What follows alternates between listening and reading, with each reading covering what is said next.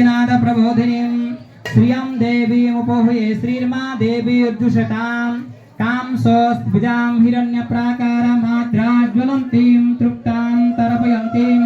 पद्मे स्थितां पद्मवर्णां त्वामिहोपहवये श्रियं चन्द्रां प्रभासां यशसां ज्वलन्तीं श्रियं लोके देवदुष्टामुदारां तां पद्मिनीं शरणमहं प्रपद्ये लक्ष्मीर्मेनं तां त्वां वृणे पकोचोके गंठी हां अधेत्रा प्रतोसी मुए मंत्र पूर्ण हैला भितरे गंठी पकाइ दो स्पीड पको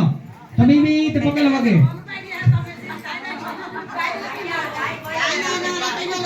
हाय काम काम सोस्पिदां हिरण्यवर्णव काम सोस्पिदां हिरण्यप्राकार मात्रा ज्वलन्तीं तृप्तां तर्पयन्तीं पद्मे स्थितां पद्मवर्णां त्वामिहोपहवये श्रियं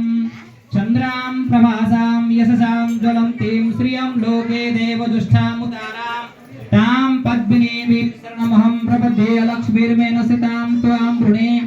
आदित्यवर्णे तपसोदिधात वनस्पतित वृक्षोत बिल्वः